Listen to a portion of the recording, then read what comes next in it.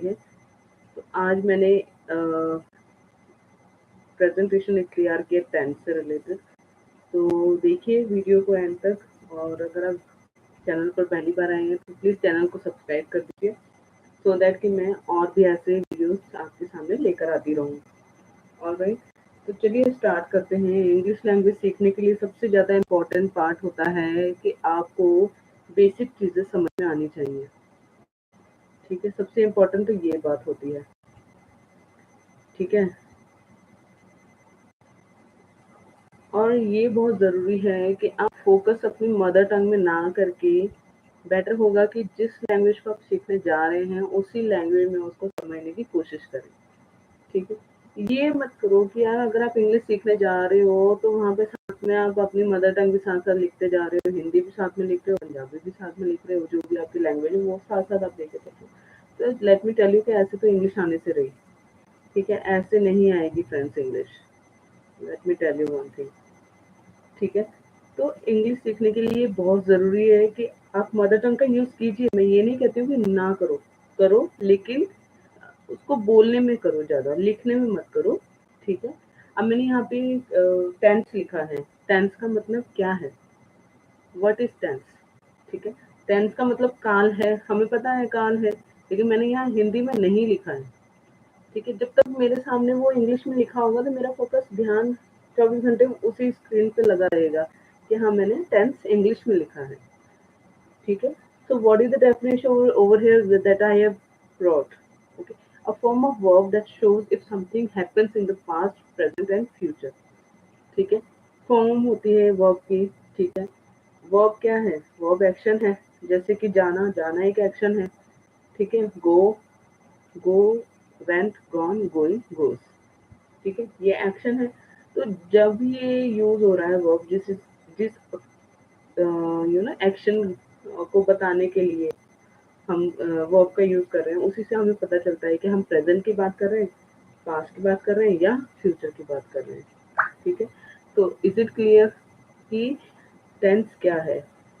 ठीक है, tense verb की एक फॉर्म होती है जो कि हमें ये बताती है कि पास्ट, प्रेजेंट और फ्यूचर में क्या हो रहा है। ऑलराइट, आप जानते हैं कि टेंस कितने तरीके का होता है?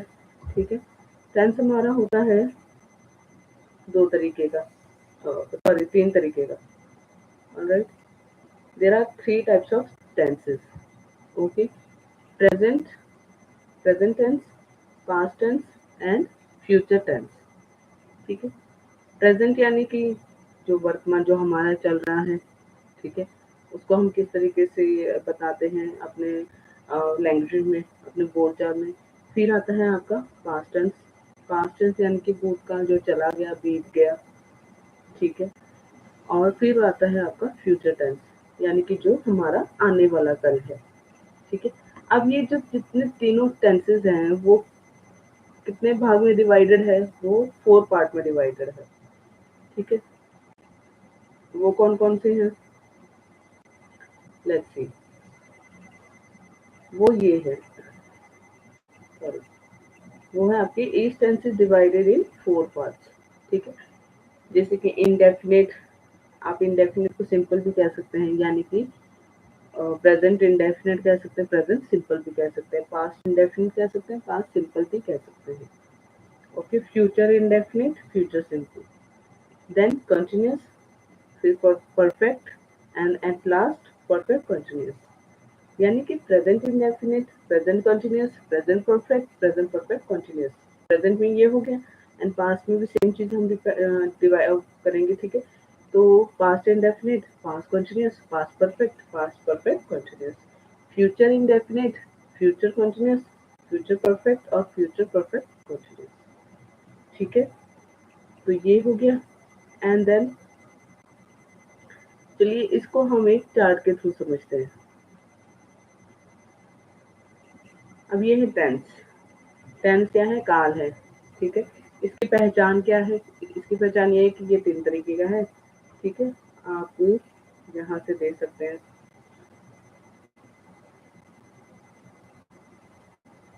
इसकी पहचान ये है कि ये 3 तरीके का है, प्रेजेंट, ठीक है, then past and then future. Okay.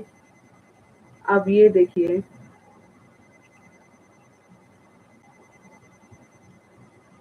अब ये 4 जो है वो डिवाइडेड है, ये प्रेज़ेंट, पास्ट और फ्यूचर जो डिवाइडेड है 4 पार्ट में, ठीक है। पहला है आपका इंडेफिनिट, ठीक है। सेकंड आपका continuous, and then perfect, and at last perfect continuous, ठीक है। तो ये प्रेज़ेंट इंडेफिनिट भी होता है, पास्ट इंडेफिनिट भी होता है, फ्यूचर इंडेफिनिट भी होता है, ठीक है।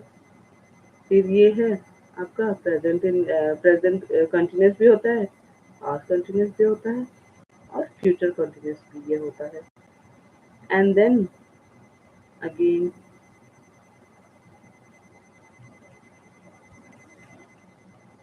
ठीक है, अब ये प्रेज़ेंट परफेक्ट भी होता है, प्रेज़ेंट परफेक्ट कंटीन्यूअस भी होता है, सॉरी प्रेज़ेंट परफेक्ट कंटीन्यूअस भी होता है, पास्ट परफेक्ट कंटीन्यूअस भी होता है, और फ्यूचर परफेक्ट कंटीन्यूअस भी होता है, ठीक है। ऐसे ही ये सॉरी ये भूल गई मैं, प्रेज़ेंट परफेक्ट होता है, पास्ट परफेक्ट होता है, और फ्यूचर परफेक्ट टेंस भी होता है, ठीक है।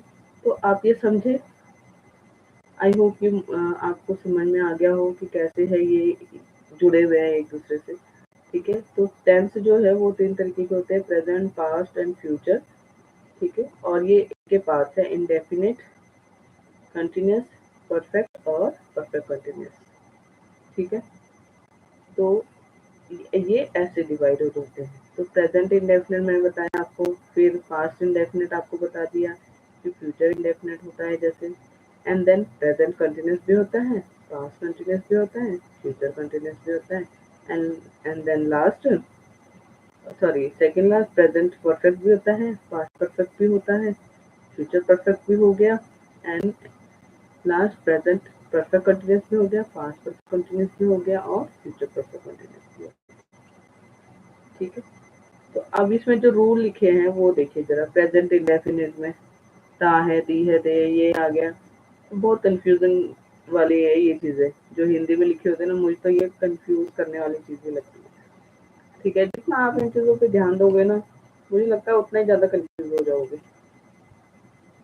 इन चीजों पर ध्यान ना देकर अगर आप सेंटेंस की फॉर्मेशन को समझेंगे, यानी कि मैं तो ये कहती हूँ कि ये समझो कि भई फीलिंग समझनी चाहिए कि कब कहाँ पे क्या हो रहा है, कब काम चल रहा है, कब खत्म हो रहा है, ठीक है, कब काम हुआ था, ठीक है, और कब काम होने वाला है। तो ये चीज़ें समझनी बहुत ज़रूरी है। मीनिंग को समझो, मीनिंग को समझो। अगर मीनिंग आपको समझ में आने लग गया तो आपको ये जो चीज़ें है ना, चुका है, चुकी है, चुका लिया होगा, रहा है, रही है, रहा रहे, ये था, समय, क्या-क्या ये चीज़ें मुझे तो कुछ समझ नहीं आ रहा है, ये क्या है? ये मुझे तो कुछ नहीं समझ में आता है, तो बहुत कन्फ्यूज़िंग लगता है मुझे तो।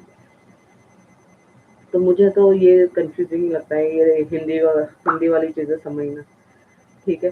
तो मेरा क्या फंडा है वो मैं आपको ज़रूर बताऊँगी, मैंने कैसे सीखी है अपनी English, okay. So I will definitely let you know, okay. But before that, I want you to understand the fact that you are not going to improve your language until unless you are not giving up this language, Hindi, or other language also that you write in your mother tongue, okay. So whenever you are going to learn English, it must keeping in mind that it should not be written over here that your mother tongue is written on your notebook or something somewhere else that where you are writing related to your learning of English language. Okay, subject is a different thing, but if you are going to learn or you are you know wishing to improve your English, therefore I want you to skip the language of your Hindi or other mother tongue that you use while learning English. ठीक है, तो ये चीज़ें बहुत ज़रूरी है ध्यान में रखने के लिए, ठीक। तो चलिए नेक्स्ट चीज़ मैं आपको बताती हूँ कि आपका इसमें जो जो सेंटेंस हम बनाते हैं उसका फॉर्मेशन क्या होता है, ठीक है, किस तरीके से हम सेंटेंस को बनाते हैं, ठीक है। तो यहाँ पे कॉन्सेप्ट ऑफ सब्जेक्ट की बात हो रही है, कॉन्सेप्ट ऑफ सब्जेक्ट की बात तो हो रही है। मैं यहाँ पे सब्जेक्ट से पहले आपको एक चीज़ बताना चाहती हूँ, कॉन्सेप्ट ऑफ सब्जेक्ट की बात तो कर दी, लेकिन जो रूल है, जो वो यहाँ आना चाहिए वो नहीं आया। वो क्या है रूल? ठीक है। रूल क्या कहता है हमें? रूल ये कहता है कि पहले आता है हमारा subject, okay, subject plus verb plus helping verb plus object. ठीक है, सब्जेक्ट आ गया, वर्ब आ गया, हेल्पिंग वर्ब आ गया और ऑब्जेक्ट आ गया। अब इन सब चीज़ों को समझने के लिए ये बहुत ज़रूरी है कि हम इन सब चीज़ों को, इन चीज़ों के कॉन्सेप्ट को समझ लें अच्छे तरीके से कि सब्जेक्ट क्या है। कंफ्यूज होने की ज़रूरत नहीं है। व्हाट इज सब्जेक्ट, वो मैं आपको बताऊंगी अभी। ठीक है, फिर क्या है, वर्ब क्या है, वो भी आपको बताया जाएगा। हेल्पिंग वर्ब क्या है एंड ऑब्जेक्ट क्या है। ठीक है, तो इन चीज़ों को डिटेल में समझने के लिए चलिए बढ़ते हैं आगे। हम सबसे पहले बात करते हैं सब्जेक्ट की। ओके, सॉरी, क्या है सब्जेक्ट? सब्जेक्ट क्या है?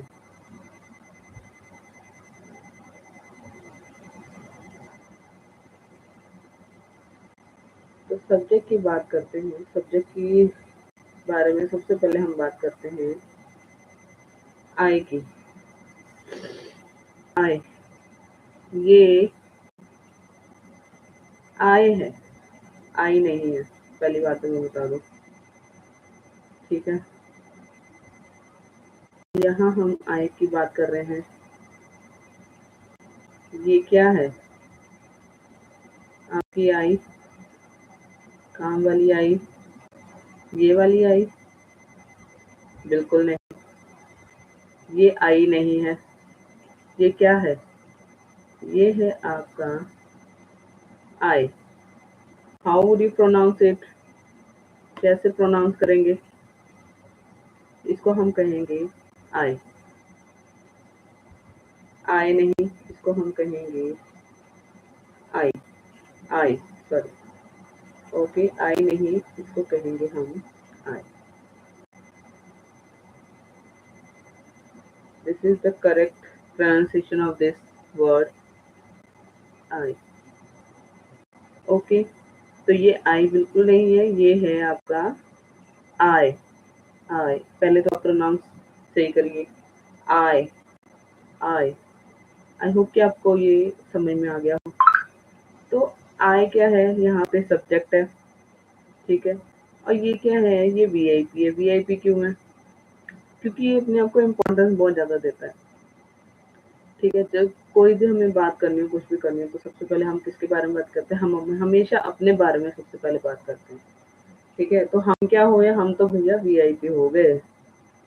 हमें किसी की सुननी नहीं है, हम किसी की सुने ना सुने, पर अपनी तो हम ज़रूर सुनेंगे, है कि नहीं? ये तो सच्चाई है। तो इसलिए हमने यहाँ पे आई को दिया है, आई को दिया है वीआईपी का नाम, वेरी इंपॉर्टेंट पर्सन। होप कि आपको ये बात समझ में आ गई होगी। ठीक है ना? तो ये हमारे लिए क्या हो गया? Very important person. तो ये है हमारा वीआईपी, आई। ठीक है, अब जब आई की बात करते हैं तो आई को अपने साथ बात करने के लिए कोई ना कोई तो साथी चाहिए। अब भैया अकेले तो हम बड़बड़ाने से रहे, कोई ना कोई तो साथी हमें चाहिए चाहिए।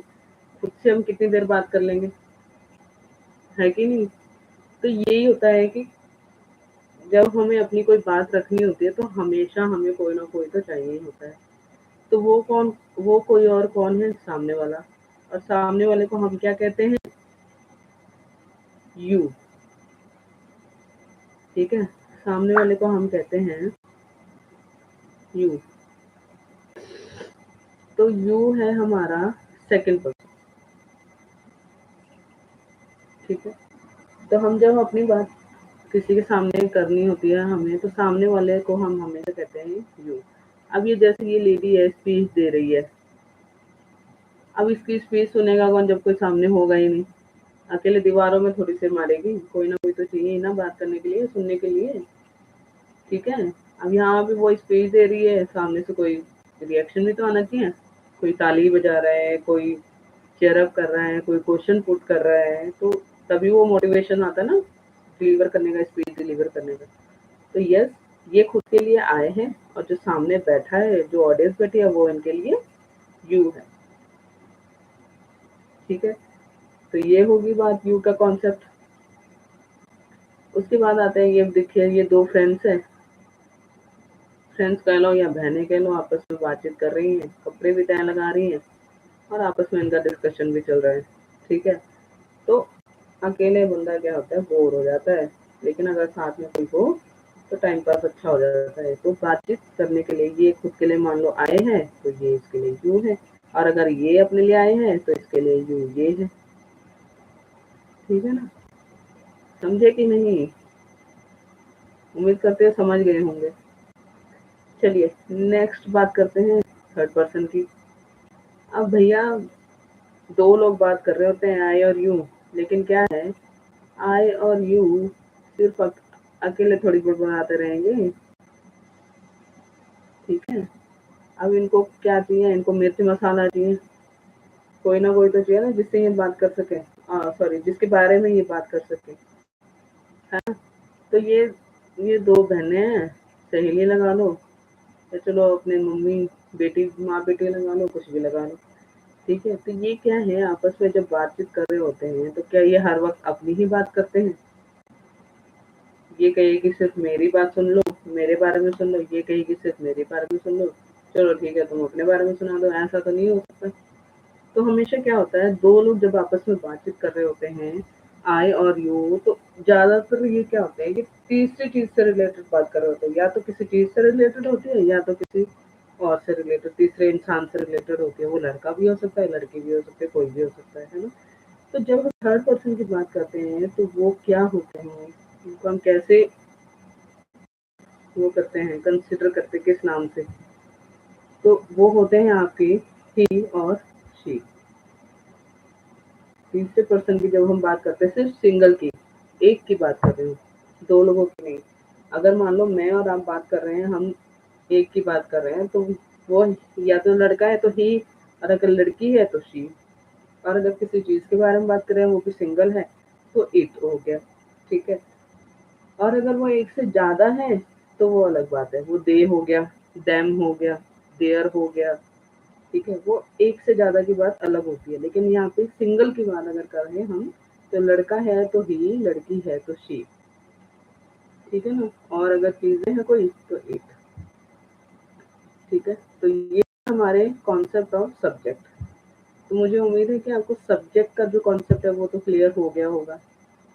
ठीक है ना, कॉन्सेप्ट क्लियर हुआ कि नहीं हुआ? अब ये सब्जेक्ट के बाद हम बात करते हैं वर्ब की, क्योंकि वर्ब ऐसी चीज़ है जो आपके सेंटेंस में बहुत ज़्यादा यूज़फुल है, और वर्ब का यूज़ हम लोग ज़्यादातर हर सेंटेंस में करते ही करते हैं। ठीक है, लेकिन हाँ ये चीज़ें भी होती है कि कुछ सेंटेंस जो है वो नो एक्शन सेंटेंसेस होते हैं, कुछ जो है वो एक्शन सेंटेंसेस होते हैं। लेकिन मोस्ट ऑफ टाइम क्या होता है, हमारे जो सेंटेंसेस हैं वो एक्शन सेंटेंसेस ही होते हैं, वो एक्शन सेंटेंस में ही हम वर्ब का यूज़ ज़्यादा करते हैं। ठीक है, तो चलिए समझते हैं वर्ब की कितनी फॉर्म्स होती हैं, वर्ब है क्या। ठीक है, A verb is the action or state of being in a sentence. ठीक है, वर्ब क्या है, एक एक्शन है। ठीक है, और इसका होना एक सेंटेंस में क्या है, वो भी एक इम्पोर्टेंट पॉइंट होता है। किसी सेंटेंस में इसका होना, वो वर्ब कहलाता है। यानी कि कोई भी सेंटेंस जो है वर्ब के बिना एक तरीके से कह लो अधूरा ही कह सकते हैं। अगर हमने कोई काम किया है, कुछ बताना है उस काम को, तो वो वर्ब के थ्रू ही हम बता सकते हैं अपने उस काम को। ठीक है, चलिए तो वर्ब को अब समझते हैं हम कि वर्ब जो है वो कितने तरीके की होती है और हम उसको कैसे सीख सकते हैं। ठीक है, वर्ब जो है हमारी ज़्यादातर 5 तरीके की होती है। ठीक है, इसको भूल जाओ, ये मत देख लेना, ये ज़रूरी नहीं है, ये ज़रूरी है। अब जैसे ये है, ये फर्स्ट फॉर्म है, फर्स्ट, सेकंड, थर्ड, फोर्थ और फिफ्थ। ये 5 टाइप की जो है फॉर्म्स होती है। पहली होती है फर्स्ट होगी, ये सेकंड होगी, पास्ट होगी। तो चलो इसको हम अकॉर्डिंग टू सेंटेंसेस यूज करते हैं, टेंस यूज करते हैं। ये थर्ड फॉर्म होगी। ये होगी आपकी आईएनजी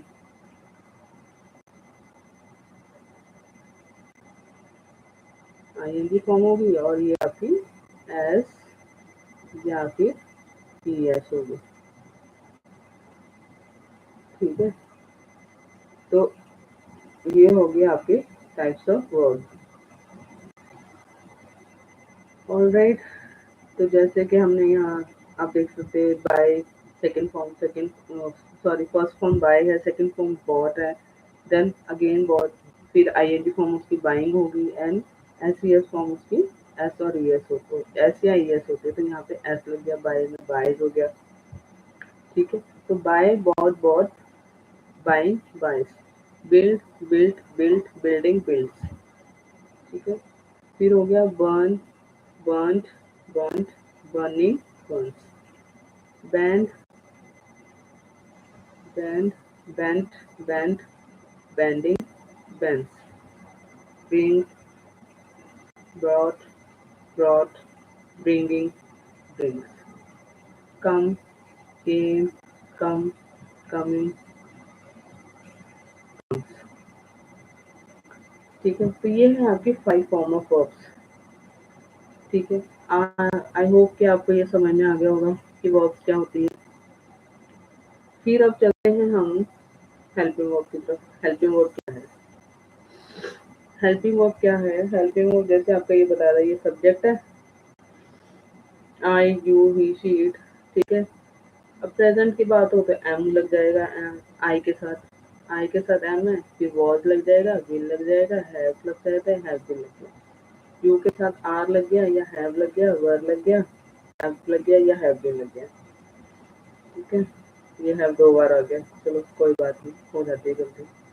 ठीक है, तो शी ही शी इट आ गया, तो इसके साथ इज आ गया या वॉज आ गया, हैज आ गया, विल आ गया, विल हैव आ गया। ठीक है, तो ये कॉन्सेप्ट आपके क्लियर हो गए होंगे, इसमें कंफ्यूज होने की जरूरत नहीं है। ठीक है, तो हेल्पिंग वर्ब आपकी क्या है? हेल्पिंग वर्ब ये है आपकी am, was, will, have been, are, have, were, have been, is, was, has, will, have. ठीक है, ये विल और विल हैव, ये सारे आपके हेल्पिंग वर्ब है अकॉर्डिंग टू योर टेंसेस। जो हमने टेंस पढ़े, टेंस कितने तरीके के हैं और टेंस के कितने पार्ट हैं, अलग अलग पार्ट में ये अलग अलग तरीके से हेल्पिंग वर्ब यूज होती है इन सब्जेक्ट्स के साथ। ठीक है, तो इसमें कंफ्यूज होने की जरूरत नहीं है, ये बहुत इजी है।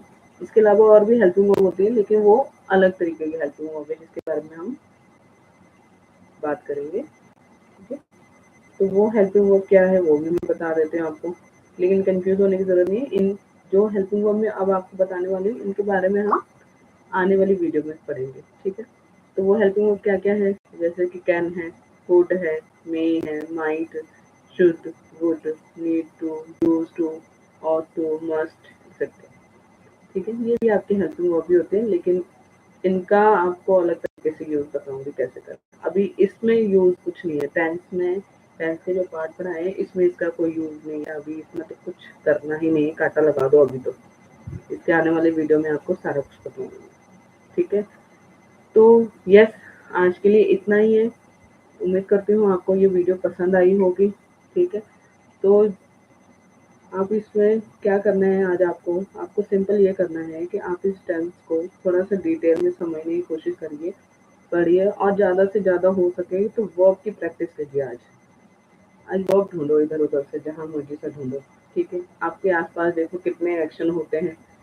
ठीक है, और उन एक्शंस को आप किस तरीके से यूज करते हो अपनी डेली लाइफ में, और उनके लिखो forms, first, second, third, ING और एसईएस फॉर्म। ठीक है, और अगर आपको लगता है कि चेक कराना है, दिखाना है, तो आप मुझे मेल कर सकते हो उस चीज़ को। I will definitely reply your mail. ठीक है, तो चलिए, आज मुझे उम्मीद है कि आपको मेरी वीडियो पसंद आई होगी। अगर वीडियो पसंद आई है तो चैनल को सब्सक्राइब कर दीजिए, लाइक कीजिए और शेयर कीजिए, और कमेंट ज़रूर कीजिए कि आपको आज का ये वीडियो कैसा लगा। ठीक है? आज की क्लास आपको ये कैसी लगी? ठीक है? ताकि मैं और भी ऐसी वीडियोज़ आपके सामने लेकर आती रहूँ। तो चलिए कल बात करेंगे हम सिंपल काम का जारी होना और काम का ख़त्म होना कैसे हम सीखेंगे इंग्लिश में, और वो भी बिना अपनी मदर टंग को बीच में राइटिंग में लेकर आए बिना। राइटिंग में नहीं लेकर आना हमने। हम बोल लेंगे लेकिन लिखना नहीं है अपनी नोटबुक में कहीं पर भी। और हाँ, इतना ज़रूर मैं आपको सजेशन दूँगी कि जितना आप लिखकर सेंटेंस को बनाने की लिखकर प्रैक्टिस करेंगे, उतनी जल्दी आपको बहुत अच्छे से इंग्लिश बोलनी आ जाएगी, सीखनी आ जाएगी। क्योंकि अगर अगर आप लिख के प्रैक्टिस करेंगे ना, तो आपके जो कॉन्सेप्ट है ना इंग्लिश लैंग्वेज से रिलेटेड, ग्रामर से रिलेटेड, वो 101% ज़रूर क्लियर होंगे। ठीक है? तो practice makes a man perfect. अगर आप प्रैक्टिस करोगे तभी आप परफेक्ट बनोगे। प्रैक्टिस करने के लिए सिर्फ ओरली बोलना नहीं होता है, उसको पहले रिटन में करके देखना होता है। जितना ज़्यादा आप सेंटेंसेस बनाएँगे, जितना ज़्यादा आप लिख कर प्रैक्टिस करेंगे, उतना ही ज़्यादा आपके अंदर इम्प्रूवमेंट आएगा, क्योंकि वो यहाँ पे बैठ जाएगा ना। जब आप राइटिंग में लिखेंगे तो वो दिमाग में बैठ जाएगा। ठीक है? तो दिमाग में बिठाने के लिए ये बहुत ज़रूरी है कि आप राइटिंग में उसको लेकर आइए, इस प्रैक्टिस को। ठीक है? तो कल हम प्रेज़ेंट में, ठीक है? मैं ये नहीं कहूँगी प्रेज़ेंट इंडेफ़िनिट कंटीन्यूअस परफ़ेक्ट, ये मैं कुछ नहीं बताने वाली हूँ, इसमें मैं कुछ नहीं करने वाली हूँ। अब मुझे सीखना भी नहीं है इस तरीके से, ना सिखाना है। सीधी-सी बात है। मुझे ये समझ में आता है कि भई दिमाग में घुसनी चाहिए अच्छे से वो चीज़, जो हम पढ़ने वाले हैं। तो मुझे 101% यकीन है कि जो मैं कल सिखाने वाली हूँ आपको, वो आपके दिमाग में घुसने वाला है और बहुत अच्छे से घुसने वाला है। और इसके अलावा मैं कुछ और एक्शंस, वोकैब्युलरी लेकर आऊँगी आपके लिए, कि जिससे आपको कुछ सीखने को मिले, नया कुछ सीखने को मिले, एक्सप्लोर करने के लिए मिले। ठीक है? तो कल हम बात करेंगे प्रेज़ेंट में काम का शुरू होना और काम का खत्म होना हम कैसे बोलेंगे। ठीक है? तो उम्मीद करती हूँ आपको आज का ये वीडियो पसंद आया होगा। तो वीडियो पसंद आया है तो कमेंट कीजिए और सब्सक्राइब कीजिए चैनल को। Thank you for watching.